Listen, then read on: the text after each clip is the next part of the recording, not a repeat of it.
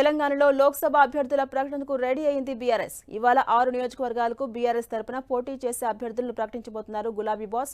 దీంతో సీటు ఎవరికి దక్కుతుందన్న ఆసక్తి పార్టీ నేతల్లో కనిపిస్తోంది. అందరిలో కూడా సీటు టెన్షన్ కనిపిస్తోంది. కరీంనగర్, పెద్దపల్లి నియోజకవర్గ అభ్యర్థులు దాదాపు ఖరారు అయినట్టుగా తెలుస్తోంది. కరీంనగర్ నుంచి వినోద్ కుమార్, పెద్దపల్లిలో కొప్పుల ఈశ్వర్కు అవకాశం ఇచ్చినట్టుగా తెలుస్తోంది. మిగిలిన 4 లోక్సభ స్థానాల్లో అవకాశం ఎవరికి దక్కుతుంది అన్న ఉత్కంఠ నెలకొంది.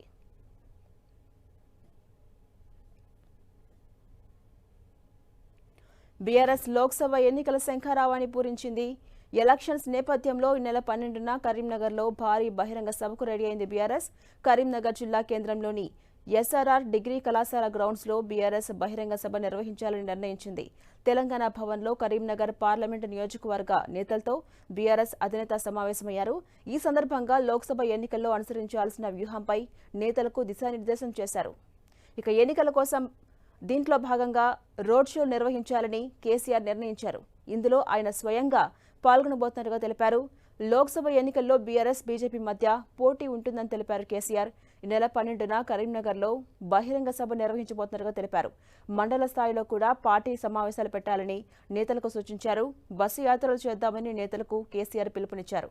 కరీంనగర్ పార్లమెంటు నియోజకవర్గ నేతలతో భేటీ అనంతరం కేసీఆర్ పెద్దపల్లి నియోజకవర్గ నేతలతో సమావేశమయ్యారు.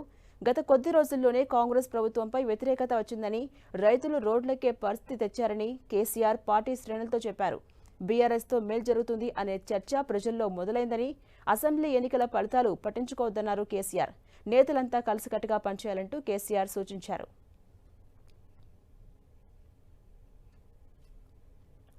ఎంపీ ఎన్నికల కోసం తీవ్ర కసరత్తే చేస్తోంది బీఆర్ఎస్ పార్టీ. వరుసగా 3 ఎంపీలు పార్టీ మారడంతో కొత్త నేతలను బరిలోకి దింపేందుకు రెడీ అవుతున్నారు గులాబీ బాస్ కేసీఆర్. ఇప్పటికే 3 ఎంపీలు గులాబీ పార్టీకి గుడ్ బై చెప్పగా మరికొద్ది రోజుల్లో మరో 3 ఎంపీలు పార్టీ వీడుతారని జోరుగా ప్రచారం సాగుతోంది. అందుకే కొత్త అభ్యర్థులను పోటీలో పెట్టాలని భావిస్తున్నారట కేసీఆర్.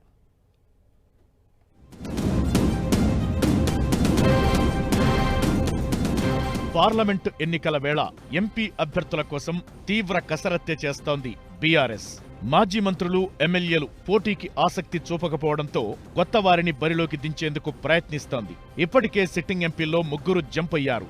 మరో 3 ఎంపీలు కూడా పార్టీ మారుతారనే టాక్ వినిపిస్తోంది. ఇప్పుడు 16 సీట్లలో మెజారిటీ స్థానాల్లో కొత్త వారికే అవకాశమిచ్చే యోచనలో ఉన్నారు గులాబీ బాస్. గత లోక్సభ ఎన్నికల్లో బీఆర్ఎస్ 9 లోక్సభ స్థానాలను గెలుచుకుంది. అందులో బీఆర్ఎస్ పెద్దపల్లి ఎంపీ నేతకాని వెంకటేష్ కాంగ్రెస్ లోకి, Nagar Kurnool MP Ramulu, Zaheerabad MP BB Patil బీజేపీలోకి వెళ్లారు. మరో 3 ఎంపీలు నామా నాగేశ్వరరావు, గడ్డం రంజిత్ రెడ్డి, మాలోతు కవిత కూడా పార్టీ మారేందుకు సిద్ధంగా ఉన్నారని ప్రచారం జరుగుతోంది. మెదక్, మహబూబ్ నగర్లలో సిట్టింగ్ ఎంపీలకు పోటీ చేసే అవకాశం కనిపించడం లేదు. ఈ పరిస్థితుల్లో మెజారిటీ పార్లమెంటు స్థానాల్లో కొత్త అభ్యర్థులను బీఆర్ఎస్ రంగంలోకి దించక తప్పని పరిస్థితి ఏర్పడుతోంది.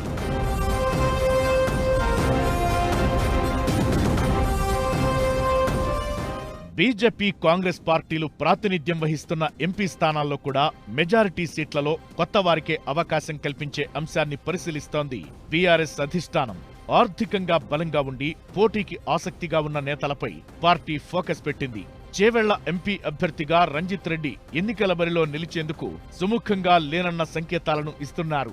మల్కాజ్గిరిలో మాజీ మంత్రి మల్లారెడ్డి కొడుకు భద్రారెడ్డి టికెట్ రేస్లో ఉన్నా తాజాగా పోటీలో ఉండేందుకు పెద్దగా ఆసక్తి చూపడం లేదు. దీంతో ఈ 2 స్థానాల్లో కొత్త అభ్యర్థులపై పార్టీ దృష్టి పెట్టింది. మల్కాజ్గిరి, చేవెళ్ల ఎంపీ స్థానాల్లో ఓ సీటు బీసీ నేతకిచ్చే అంశాన్ని పార్టీ పరిశీలిస్తున్నట్లు సమాచారం. అసెంబ్లీ ఎన్నికల్లో ముదిరాజ్ సామాజిక వర్గానికి పోటీ చేసే అవకాశం దక్కకపోవడంతో పార్లమెంటు ఎన్నికల్లో ముదిరాజ్ సామాజిక వర్గానికి టికెట్ కేటాయించేందుకు బీఆర్ఎస్ సిద్ధంగా ఉన్నట్టు తెలుస్తోంది. సీనియర్ నేత కాసాని జ్ఞానేశ్వర్ లేదా అతని కొడుకు కాసాని వీరేష్ కు అవకాశం ఇవ్వాలని కోరుతున్నారు. కాసాని జ్ఞానేశ్వర్ రెండింట్లో ఏ సీటు ఇచ్చినా పోటీ చేసేందుకు సిద్ధంగా ఉన్నట్లు పార్టీ పెద్దలను కోరారు.